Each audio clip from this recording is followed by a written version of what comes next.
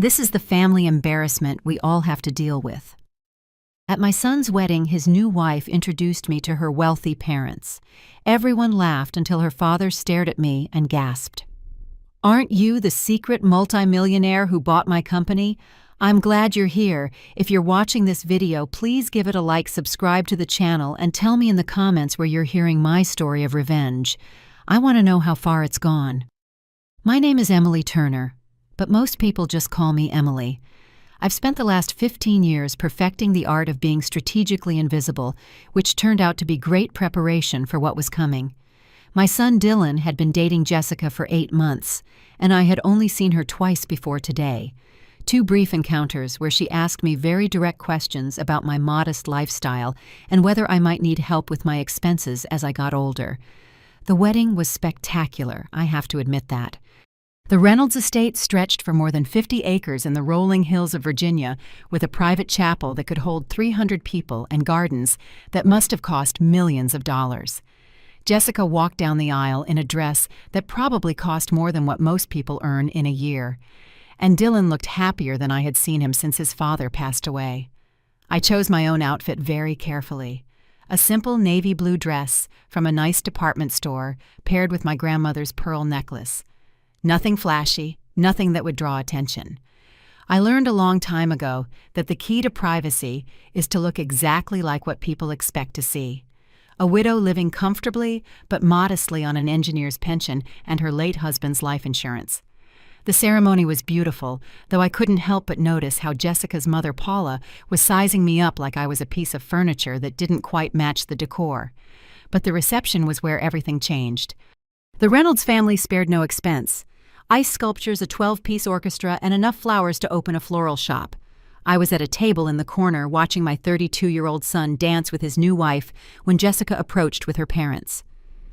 "Mom, Dad," she said with that sickly sweet tone that sets your teeth on edge, "I want you to meet Dylan's mother." And then she said the words that changed everything. Robert Reynolds' eyes locked onto my face with a look of recognition that made my stomach turn. "Emily Turner," he murmured, and just like that I was no longer invisible. "Wait, aren't you the woman from the Reynolds Holdings acquisition board 3 years ago? Aren't you that mysterious investor who bought my company?" Robert Reynolds' words cut through the noise of the reception like a knife through silk. The color drained from Jessica's face as she looked back and forth between her father and me, her look of superiority replaced by pure confusion. Paula Reynolds' diamond bracelet sparkled as she brought a hand to her neck, and I could almost hear the gears turning in her socialite mind. The truth is, most people don't know what real wealth looks like. They expect diamonds and designer clothes, luxury cars and flashy displays. They don't expect a woman in a simple but elegant dress who shops at normal stores and drives a reliable sedan. That's exactly what I've counted on for the last 15 years. It all started with an invention by my late husband, Thomas, a small piece of technology that revolutionized the efficiency of cell phone batteries. We were both engineers, Thomas and I, working for a tech company in Austin in the early 2000s. When Thomas developed his power management system in 2010, we thought we might be able to retire comfortably. We never imagined we were sitting on a gold mine. The patent was sold in 2012 for $25 million. Dylan was 24 at the time, fresh out of his master's program in marketing, full of dreams of building his own career. That same day, Thomas and I made a decision that would shape the next 13 years of our lives. We told Dylan we had received a nice payout, enough to be comfortable but nothing extravagant. He never questioned it. He probably assumed it was $1 million or $2 million at most.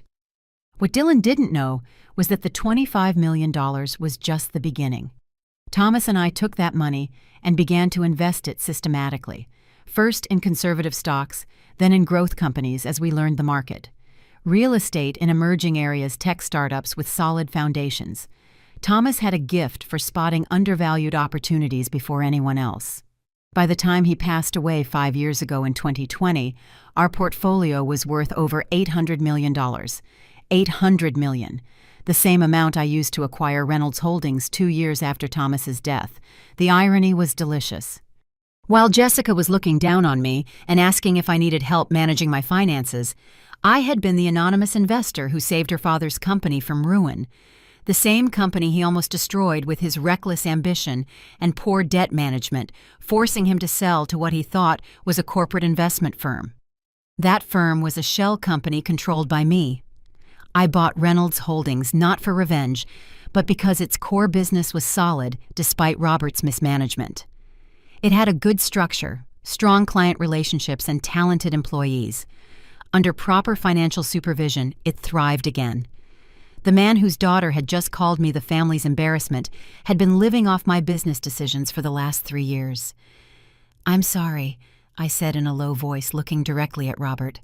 "I think you're confusing me with someone else." But we both knew he wasn't. I could see the memory in his eyes of that boardroom meeting where I sat silently while my lawyers handled the negotiations. Back then, he barely spoke to me, assuming I was just someone's wife there, as a formality. Now, as Jessica stared at us with growing alarm, I realized my carefully guarded privacy was about to become a very big problem. The next morning, I was in my cozy apartment sipping coffee from my favorite mug, watching Dylan pace back and forth in my living room like a caged animal. He had called me at 7 a.m. demanding answers I wasn't ready to give. I hadn't slept a wink. My mind kept replaying Robert Reynolds' face when he recognized me and the panic I saw in Jessica's eyes. "Mom, you have to help me understand what happened last night," Dylan said, running his hands through his hair like a frustrated kid. "Robert Reynolds pulled me aside after you left. He asked me some very specific questions about Dad's patents and your investment activities." I had quietly slipped out after Robert's revelation, claiming I was tired. The truth was, I needed time to think. 15 years of carefully protected privacy had crumbled in a single moment, and I didn't know how to handle the fallout. Dylan was different from his father. While Thomas was methodical and strategic, Dylan was direct and emotional. "What kind of questions?" I asked, though I could already guess. He wanted to know about Dad's tech patents, about whether you were involved in major business deals, about our family's real financial situation. Dylan stopped pacing and stared at me with those serious brown eyes he'd inherited from Thomas. "Mom, he seemed to think you were some kind of major investor. It was weird." Suddenly, my coffee tasted bitter. This was the conversation I had been both expecting and dreading. Dylan had built his career as a senior marketing manager through his own talent and hard work. He had earned his place at a respected company, bought his house with years of savings, and lived modestly because he thought those were the values Thomas and I had taught him. How could I explain that while he worked 60-hour weeks for a raise, I could have bought his entire company without even noticing it in my budget? That while he saved for his down payment, I was managing a portfolio worth more than a small country. "Dylan, sit down," I said gently. "We need to talk." But before I could continue, my phone buzzed. It was a text from Jessica. "Emily, I think we should have lunch today.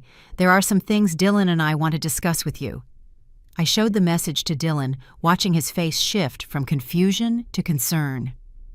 "What do you think she wants to talk about?" he asked. I had a pretty good idea.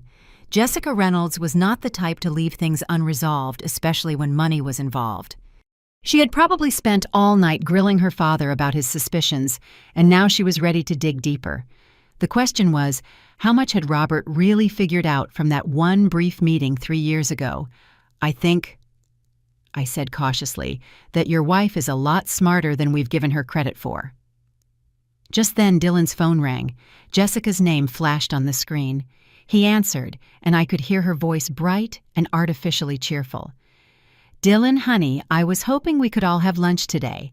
There are some family matters I'd love to discuss with your mom now that we're officially family." When he hung up, Dylan looked at me with the same expression he used to have as a teenager when he suspected I knew more than I was letting on. "Mom, is there something you need to tell me about our family's finances?"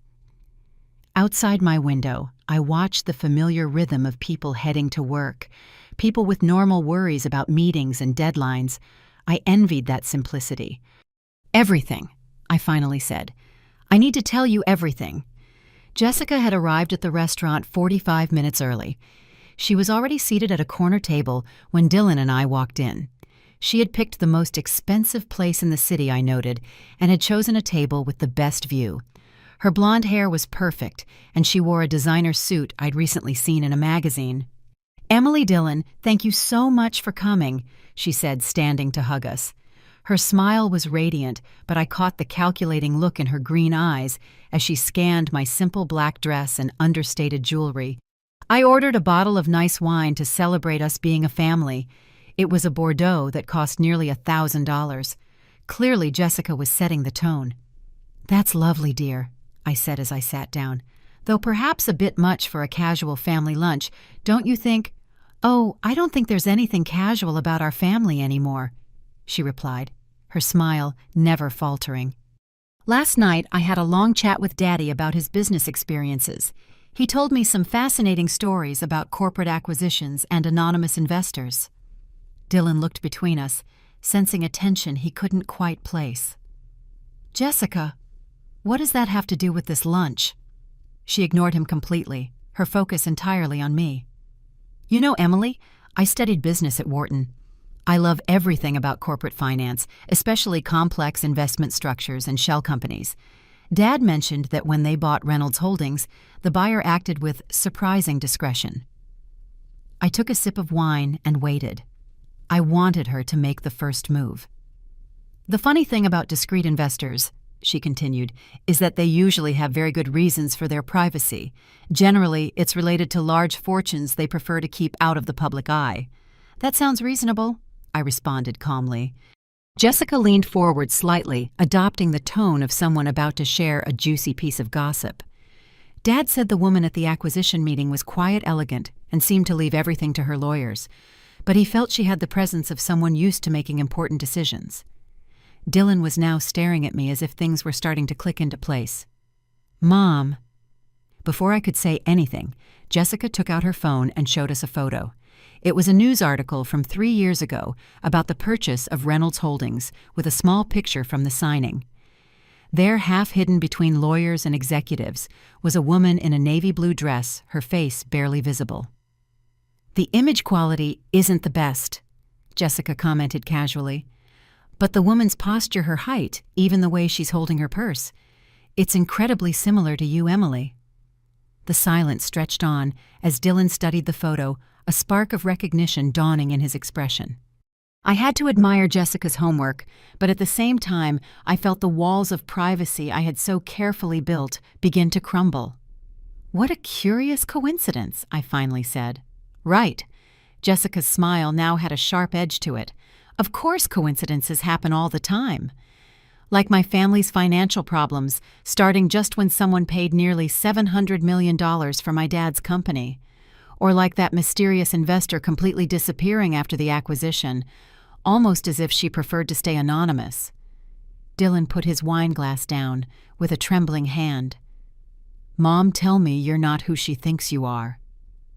I looked at my son, the young man I had raised to value honesty and integrity above all else, and I knew that 15 years of well-intentioned lies were finally catching up to me. "Dillon, there are things about your father's patents and our investments that I never told you." Jessica's triumph was written all over her perfectly composed face. But as I watched her savor what she clearly believed was her victory, I wondered if she had any idea what she had just unleashed. 3 days later, I was in my financial advisor's downtown office, watching James Sullivan review the documents I'd requested.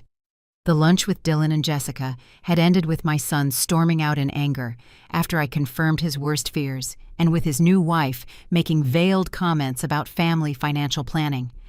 Now I needed to understand exactly what I was up against. "Emily, I have to say this is an unusual request," James said, adjusting his glasses as he looked over the financial profile of the Reynolds family. "What's with the sudden interest in your daughter-in-law's family history?" I had called James the morning after our disastrous lunch and asked for a full workup on the Reynolds' current financial situation. What I was discovering was far more complicated than I imagined.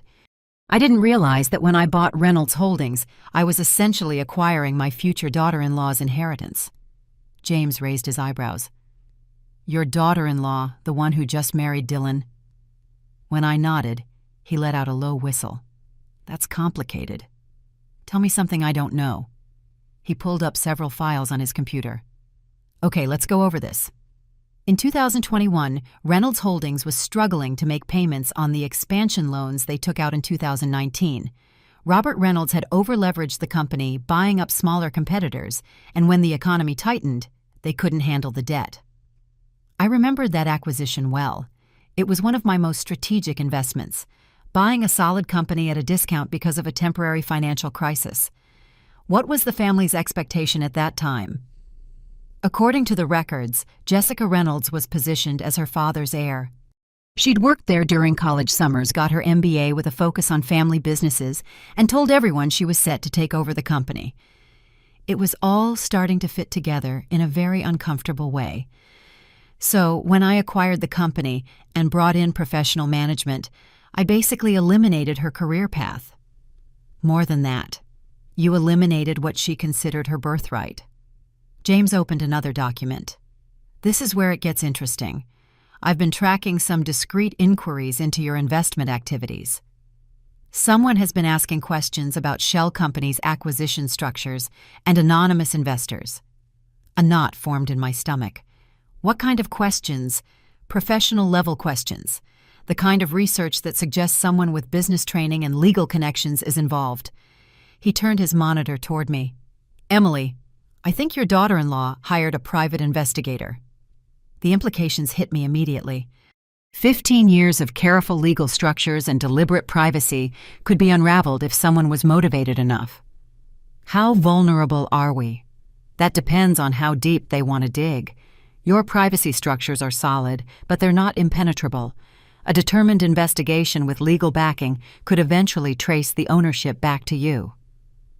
I thought about Jessica's attitude at lunch, how she presented her findings like a chess player revealing her checkmate. What would you recommend? Honestly, get ahead of it. If she's building some kind of financial claim or trying to appeal to a sense of family obligation, you need to control the narrative before she exposes you. James leaned back in his chair, thoughtful. But Emily, there's something else. If this goes public, it won't just affect you. Dylan's career could be compromised if it looks like his success was tied to a family fortune he didn't even know about. I hadn't considered that. Dylan's reputation was built on his own hard work. If people knew his mother was a secret tycoon, they would question every promotion he ever got. It was a painful irony. I had hidden my fortune to protect him, and now that very secret could destroy everything he had worked for. There's one more thing. James continued, pulling up a final document. The Reynolds family's current financial situation is more fragile than it looks. They've been maintaining their lifestyle with loans, probably waiting for Robert to find another business opportunity or for Jessica to marry someone rich. And now she thinks she has. Exactly. But Emily, if she's planning to ask for financial support or get involved in your investments, you need to be prepared. This is about to become more than just a family disagreement. When I left James's office, I realized I was facing the same choice Thomas and I had made 15 years ago, only now the stakes were much higher.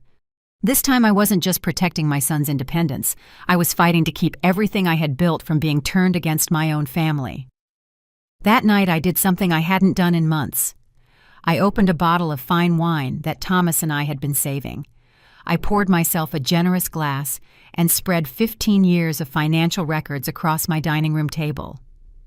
If Jessica wanted to play investigator, she was about to find out she had picked the wrong person.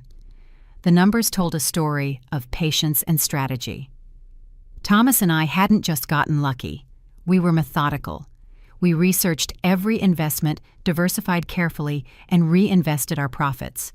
Those initial $25 million grew to $50 million by 2015, then to $200 million by 2018. By the time Thomas died, our net worth was over $700 million, and I had continued to grow it. More importantly, I had been quietly building something bigger than just wealth. I had significant shares in a dozen different companies, held licensing agreements on 17 different technologies, and had invested in everything from renewable energy to biotech. I wasn't just a woman with money. I was deeply involved in the world of innovation in a way that even James didn't fully understand.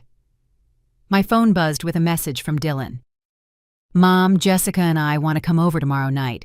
She has some ideas about how our family should handle this new information. I almost laughed. Jessica had ideas. I could already imagine what they were. Something involving trusts and family board meetings with a more collaborative approach to my money.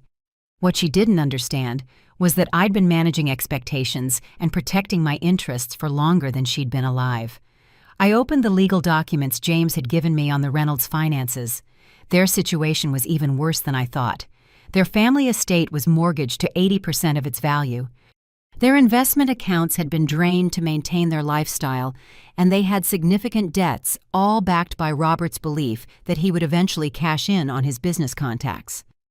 Robert thought he had retired comfortably with the money from his company's sale, but the reality was more complicated. Much of his income came from consulting fees and board positions that I myself had arranged through the new management of Reynolds Holdings. His standard of living depended on me, but that was just the surface. I opened my laptop and started digging into Jessica's recent activities. If she had hired a private investigator, there had to be a trail. What I found was both fascinating and disturbing. Jessica had indeed hired a firm specializing in tracking corporate assets. She had also contacted a lawyer who specialized in family estate disputes. And most revealingly, she had opened several new lines of credit in the last month, probably to finance her investigation with the hope of a substantial return. She hadn't just married my son for love. She had married him as an investment strategy. The wine was making me philosophical, or maybe just honest with myself for the first time in years. I had spent 15 years being the discreet widow, letting people think I was living a modest life while silently building something massive. But Jessica's little performance at the wedding had changed everything. I was tired of being underestimated. More than tired, I was done allowing it. Tomorrow, when Dylan brought his wife over to talk about her ideas for our family's financial future, I was going to give them a lesson on who exactly they had decided to investigate. Because Emily Turner, the cautious investor, was about to become Emily Turner, the strategic opponent. And I'd been winning games for 15 years that other people didn't even know they were playing. Dylan and Jessica arrived at my apartment the next night with the air of diplomats approaching a delicate negotiation. I had prepared for them with a simple cheese and fruit platter and a moderately priced bottle of wine, nothing that would give away my true resources. "Mom, thanks for sitting down with us." Dylan began, his tone cautious. "I know the last few days have been complicated." Jessica was dressed in a sharp business suit. Her Wharton training was evident in both the folder she carried and the way she settled into my armchair. "Emily, I want to start by saying that everything we discuss tonight is for the family. We're all on the same side here." I almost laughed. "Of course, dear. What did you want to talk about?" She opened her folder, revealing several neatly prepared documents. "Well, I've been thinking about our conversation at lunch, and I think we may have gotten off on the wrong foot. I'd like to propose a more collaborative approach to our family's financial planning." "Collaborative how?" "Jessica has some ideas about how we could structure things to benefit everyone," Dylan added, clearly uncomfortable. "The thing is, Emily," Jessica continued, "family wealth works best when it's managed strategically across generations. Dylan and I were talking about creating a structure that protects your privacy but also allows for more transparency in our planning." There it was. I took a sip of wine and waited. We were thinking of establishing a family foundation, something that would allow us to make charitable donations, gain tax advantages, and coordinate our investments. She pulled out what looked like a preliminary legal draft. "I've already had some initial talks with a lawyer specializing in family wealth management." The nerve was shocking. She finds out I have money and immediately starts planning how to access it, complete with legal consultations and formal proposals. It sounds quite thorough. "The foundation would be led by a board of family trustees," she continued, warming up. "Yumi, Dylan, and any children we might have. It would give us all a voice in major financial decisions." Dylan looked at the documents, completely overwhelmed. "Jessica, maybe we should slow down." "Actually, Dylan, I think your wife has put a lot of thought into this," I said calmly. "Tell me, Jessica, what did you have in mind for the initial funding of this foundation?" Her eyes lit up. Well, I thought we could start with something substantial enough to make a real impact. Maybe around $50 million to establish credibility in the philanthropic community. $50 million from the woman who called me a family embarrassment less than a week ago. And the board structure you mentioned, I continued casually. How would the votes be distributed? I think equal representation would be the most logical, she answered confidently. 3 trustees, 3 votes. Very democratic. I set my wine glass down and looked her straight in the eye. Jessica, can I ask you something honestly? Of course. Do you love my son? The question caught her completely off guard. She glanced at Dylan, then back at me. What kind of question is that? A simple one. Do you love Dylan for who he is, or do you love what you think being married to him represents? The silence in the room was thick with tension. Dylan looked between us, growing more nervous by the second, and Jessica's calm facade began to crack. I think it's unfair how you're framing our relationship. Is it? I stood up and walked to a bookshelf where I pulled out a folder I had prepared. Because I have some information that might clarify things. I returned to my seat, opened the folder, and showed her the investigation report James had prepared. Her face went pale as she recognized some of the documents. This is a record of your communications with Aguilar Private Investigations over the last 2 weeks, I said evenly. It seems you hired them to research corporate ownership structures and trace anonymous investors. Quite expensive from what I can see. Dylan stared at his wife in disbelief. Jessica, you hired private investigators. It's not what it looks like, she said quickly. I just wanted to better understand the family's financial situation. You were building a case, I corrected her. These documents show you also consulted with Vance Peters and Associates, a law firm that specializes in family estate disputes and trust litigation. I pulled out another paper. This is interesting. You opened 3 new lines of credit in the last month, borrowing against a supposed future improvement in your family financial status. That's a pretty bold assumption. Jessica was unraveling. Her carefully constructed composure was gone. Emily, you have to understand. I was just trying to protect our family's interests. Whose interests exactly? I asked. Because according to this financial analysis, James prepared your family's situation is far more fragile than you've let on. I placed several more documents on the coffee table. Your parents' estate is mortgaged for nearly 80% of its value. Their investment accounts have been drained to maintain their lifestyle ever since your father lost Reynolds Holdings. In fact, most of their current income comes from consulting contracts that I arranged through the company's new management. Dylan scanned the documents, his expression shifting from confusion to anger, and then to a deep, profound disillusionment. Mom, how do you know all this? Because Dylan, when someone starts investigating me, I investigate them back. And what I discovered is that your wife's family has been living on borrowed time and borrowed money for the last 3 years. Jessica finally found her voice, but it was trembling. That doesn't change the fact that we're a family now. We should be working together, not against each other. You're absolutely right, I said, standing and walking to the window. We should be working together. I turned to face them both. The question is, what kind of work did you have in mind? Because here's what I think happened. You found out I have money, and you immediately started planning how to access it. Not how to contribute, not how to help manage it, but how to restructure it so you would have control over it. That's not fair, Jessica protested. Isn't it? I pulled one last document from my folder. This is a recording of a phone call you had with your college roommate 3 weeks before you met Dylan. In it, you specifically mention that you're tired of dating men who can't offer you financial security, and that you're looking for someone from a stable family with good long-term prospects. The silence that followed was absolute. Dylan was looking at his wife as if he was seeing her for the first time, and Jessica looked like she was calculating how fast she could run.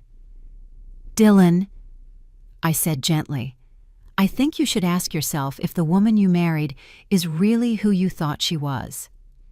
But even as I said it, I knew this was only the beginning. Jessica Reynolds was not the type to give up easily, and I had just shown her exactly how much was at stake. So what happens now? Dylan asked in a low voice. I looked at my son, the man I raised to value honesty and hard work, and I made a decision that would change all of our lives. Now, I said, we find out what everyone is really made of. The next 2 weeks passed in a tense silence. Dylan temporarily moved back into his own apartment, telling me he needed time to process everything. Jessica had stormed out of my apartment that night, but not before making it clear she considered our conversation a declaration of war, and she proved to be far more dangerous than I had imagined. The first sign of trouble came when James Sullivan called me on a Friday morning. His voice was tense. "Emily, we have a problem.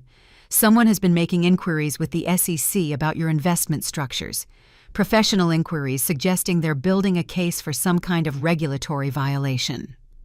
My stomach dropped. What kind of violations? Failure to properly declare beneficial ownership in publicly traded companies, possible use of insider information, questions about whether your shell companies properly reported their activities. He paused. "Emily, this isn't just curiosity anymore. Someone is trying to build a legal case against you." I knew exactly who that someone was. "How serious is this?" "It depends on what they find. Your structures are legal, but complex financial schemes can look suspicious to regulators. If they file a formal complaint, you could be facing months, even years of investigations, even if you're eventually cleared." The implications were overwhelming. Not just the legal costs, but the media exposure would destroy the privacy I had maintained for 15 years. "What do you recommend?" "Frankly, shut this down before it gets worse. Whatever family conflict is driving this needs to be resolved quickly because regulatory scrutiny has a way of expanding." I hung up the phone, my mind racing. Jessica had escalated from private investigation to all-out legal war, hoping to force me into a settlement. It was a smart, if morally bankrupt, strategy. My phone rang. It was Dylan. "Mom, we need to talk." Something happened. He arrived an hour later, looking gaunt and older than his 32 years. "Jessica filed for legal separation." He said it bluntly. "Her lawyer says she's concerned about potential financial liabilities from undisclosed family assets." I almost admired her thoroughness. By filing for separation, she was legally protecting herself while setting the stage for a divorce negotiation. "I'm sorry, Dylan." "Are you really?" He looked at me with eyes that held more pain than anger. "Because it feels like you orchestrated this, like you wanted my marriage to fall apart just to prove a point about her intentions." The accusation hurt more than I expected. "Dylan, I never wanted your marriage to fail. I wanted you to understand who you married before it was too late. By destroying her family's financial stability and investigating her like a criminal," he shot back. "Mom, I don't even know who you are anymore." That stung, but I held my ground. "I'm the same person who taught you to value honesty and integrity. The same one who wanted you to succeed on your own merits, not because of family money." "And look how that turned out," he said bitterly. "My wife is leaving me. Her family's finances are in ruins, and my mother is some kind of business tycoon who's been lying to me for 15 years.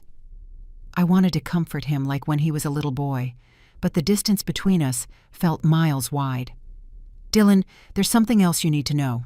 Jessica has filed complaints with federal authorities about my investment activities. She's trying to force me into a public legal battle." He stared at me. "What does that mean?" "It means this isn't over. It's just beginning.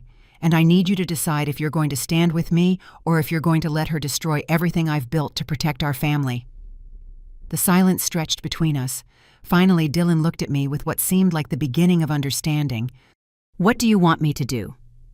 The meeting took place in James Sullivan's boardroom the following Monday.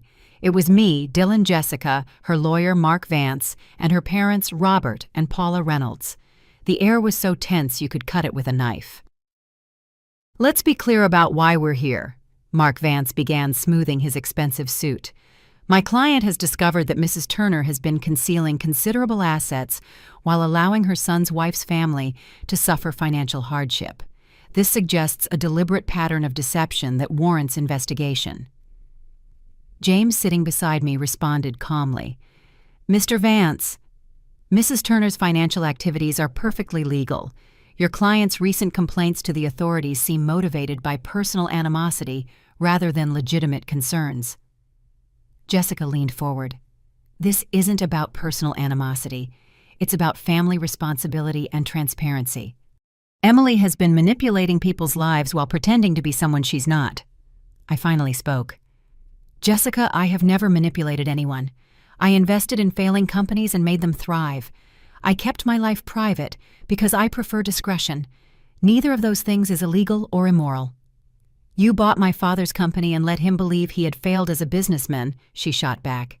Your father did fail as a businessman, I replied calmly. I saved his company and protected his employees' jobs. Under his management, Reynolds Holdings would have been bankrupt within months. Robert Reynolds, who had been silent, cleared his throat. Mrs. Turner, I appreciate what you did for the company, but you can't deny that you were strategic in hiding your involvement in our family's affairs. Strategic, yes. Deceptive, no. You never asked about my investments, and I was under no obligation to volunteer the information. Mark Vance pulled out a thick folder. Mrs. Turner, we have evidence that you used your financial position to manipulate several situations involving my client's family. The consulting fee payments to Mr. Reynolds, the timing of certain business decisions, even the investigation into my client's personal affairs. Evidence of what exactly? James asked. Of a pattern of control and manipulation designed to maintain power over this family's financial future. I looked at the people in the room, people who thought they understood the game they were playing. Mr. Vance, let me be very clear. I do not control your client's family. I do not owe them money. I do not owe them explanations. And I certainly do not owe them access to my assets. But you do owe your son honesty, Jessica interrupted, and basic respect to your daughter-in-law. Respect? A cold calm settled over me. You introduced me as a family embarrassment at your wedding. You hired investigators to dig into my private life. You filed regulatory complaints to force me into a financial settlement, and now you want to lecture me on respect. The silence that followed was deafening. Dylan, who had been quiet the whole time, finally spoke. What do you want, Jessica? What will it take to end this? She exchanged a look with her lawyer, then looked directly at me. I want a formal family financial agreement. Something that establishes clear expectations and responsibilities for all parties. What kind of responsibilities? James asked. Mark Vance produced another document. We propose a family trust structure with shared governance. Mrs. Turner would contribute a substantial portion of her assets, approximately $15 million, to the trust, which would be managed by a family council for the benefit of all members. I almost laughed at the audacity. You want me to put my money into a trust controlled by a committee that includes the people who have been investigating me and filing complaints against me? We want a fair arrangement that protects everyone's interests, Jessica said. I stood and walked to the boardroom window, looking down at the street where people were going about their normal lives, oblivious to the financial war being waged 20 floors above. I have a counter-proposal, I said, turning to face the room. Jessica, you have 72 hours to withdraw all regulatory complaints and cease all investigative activities. In return, I will give you a settlement that allows you and your parents to maintain your current lifestyle without any further interference from me. What kind of settlement? Mark Vance asked suspiciously. $5 million? A one-time payment. In exchange, you will sign an agreement promising to never contact me or my son ever again. The room went completely silent. Dylan stared at me in shock. Mom, you can't be serious. But I was. I had just offered $5 million to permanently remove toxic people from our lives, and from the looks on their faces, everyone was beginning to understand just how serious I was about protecting what mattered. $5 million, Jessica repeated slowly, as if testing the words. To never contact Dylan again.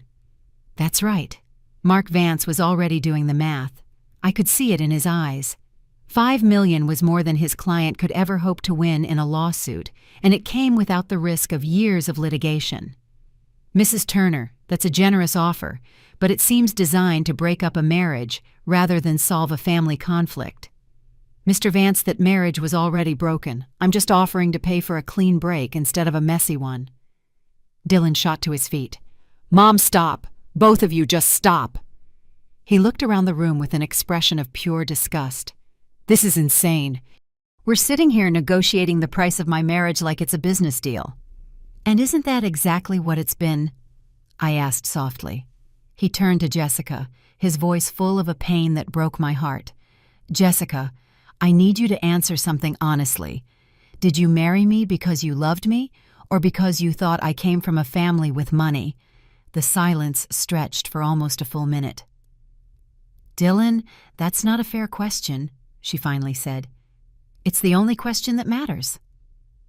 I watched my son's face as he waited for an answer that never came. In that silence, 15 years of careful choices, financial privacy, and silent protection all crystallized into one single moment of clarity. $5 million, I repeated, looking directly at Jessica. "In addition, I will arrange for your parents to keep their house and for your father to keep his consulting position at Reynolds Holdings. You sign the papers and walk away from my family." "And if I refuse?" I smiled. And for the first time since this all began, it was a genuine smile. "Then you get nothing. Your parents lose the house, your father loses his income, and you will spend the next several years tied up in lawsuits that will cost you far more than you could ever hope to win." Mark Vance was whispering urgently in Jessica's ear, no doubt explaining the absurdity of refusing. $5 million cash in hand versus years of expensive litigation with an uncertain outcome. "I need time to think about it," Jessica said. "You have until noon tomorrow. After that, the offer expires and you will face the full consequences of the complaints you filed." When the meeting ended, Dylan stayed behind. "Mom, did you really just buy my freedom from my wife?" "No, sweetheart.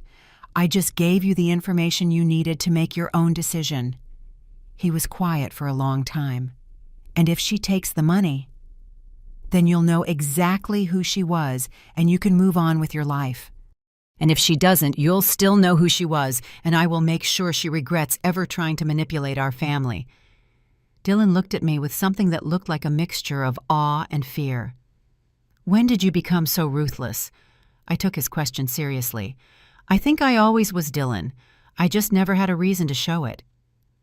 At 11:47 the next morning, Mark Vance called James Sullivan to accept the deal. By 5 p.m., the papers were signed and the money was transferred. Jessica took the $5 million and vanished from our lives as if she had never existed. Dylan filed for divorce the following week, citing irreconcilable differences. 6 months later, he called me on a Sunday afternoon. "Mom, I met someone. Her name is Sarah. She's a teacher, and she has no idea you're rich." "How do you know?" "Because when I told her my mom lived in a nice apartment and drove a reliable car, she said it sounded like a woman who had her priorities straight." I smiled, feeling something in my chest finally unwind after all these years. "She sounds perfect. When do I get to meet her?" "Next Sunday. But Mom, when we have dinner, can you just be the woman who taught me to work hard and treat people right? Can you leave the powerful businesswoman at home?" I laughed, realizing that after 15 years of hiding who I was, I finally understood the difference between being invisible and being private. "Of course, sweetheart. But if it turns out she's investigating our finances, the deal's off." "Deal," he said, and I could hear his smile through the phone. For the first time in months, the future looked exactly as bright as I had always planned it to be. After everything that happened, I discovered that the greatest wealth I had wasn't my investments or my hidden accounts. It was the chance to start over, to decide how I wanted to spend my time, my energy, and my name. For years, I had lived in the shadows, afraid of the world knowing who I really was.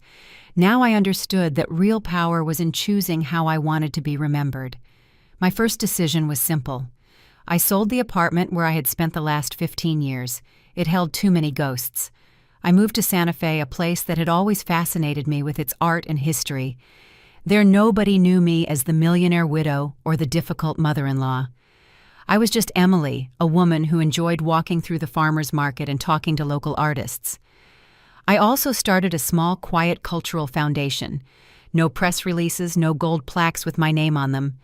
I called it the Thomas Fund in honor of my husband. We support young engineers from Austin and Chicago who dream of patenting their ideas but don't have the resources. Seeing kids from humble backgrounds present their prototypes at international fairs gave me a satisfaction no stock dividend ever could. Over time, the rumors about my fortune faded. The people in Santa Fe saw me as the lady who always came to the 8 a.m. service with a blue shawl, the same one who stayed after to hand out bags of groceries to families in need. I liked that simplicity, that chosen invisibility. My relationship with Dylan took time to heal, but we got there. There were awkward dinners and painful silences. But when I met Sarah, his new partner, I knew it had all been worth it. Sarah hugged me like she'd known me forever without asking about balance sheets or companies. She just said, "Now I see where Dylan gets his way of listening without judgment." It was then that I felt the bond between a mother and son, though strained, was strong again. At Christmas, for the first time in a long time, my table was filled with genuine laughter. No champagne glasses hiding social comparisons, just cookies, hot cocoa, and poorly sung carols. That night I stayed up late looking at the lighted tree and thought about how much Thomas would have enjoyed seeing our family free of masks. I won't lie, there are still moments when the shadow of Jessica enters my thoughts. I know that with $5 million, she'll find another way to reinvent herself, maybe in another city with another victim. But that's not my problem anymore. I learned that I can't save everyone, and I don't have to carry those who only see me as a walking ATM. Now my days are filled with simple routines: pottery classes, brunch with my neighbors, and occasional trips to support community projects.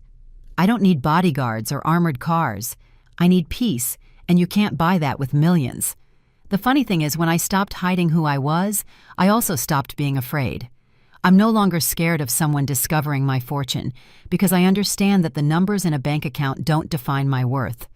What defines me is how I use those resources to transform even just a little the lives of others. A few months ago, a young student who received a scholarship from the Thomas Fund approached me with tears in his eyes. "Mrs. Emily, thank you. If it wasn't for you, I'd still be loading boxes in a warehouse. Now I'm in Pittsburgh finishing my engineering degree." That sincere gratitude was the real end to all the drama with the Reynolds family. Today I look back and smile. Yes, I was invisible for 15 years, but I learned that invisibility can be a strategy, not a sentence. And I also learned that the most elegant revenge isn't destroying the person who tried to humiliate you, but thriving in their absence. So here I am in my 60s, living in a town that smells of fresh bread and bougainvillea, surrounded by people who measure me not by my money, but by my presence. I finally understood that life wasn't asking me to be perfect, just to be authentic. And if anyone ever introduces me as the family embarrassment again, I have my answer ready. The real embarrassment is wasting a life trying to impress others when you could be spending it leaving a mark that actually matters. The story we tell is fictional, but it is inspired by real events. The names and places have been changed to protect the identities of those involved. We don't tell this to judge, but in the hope that someone will listen and stop to think how many mothers are suffering in silence within their own homes. I'm truly curious. If you were in my place, what would you have done? Would you choose silence to keep the peace, or would you dare to confront everything to reclaim your voice? I want to know what you think, because every story is a candle that can light the way for someone else. God always blesses, and I firmly believe that courage leads us to better days. Meanwhile, on the end screen, I'm leaving you two of the channel's most beloved stories. I promise they will surprise you. Thank you for staying until the end.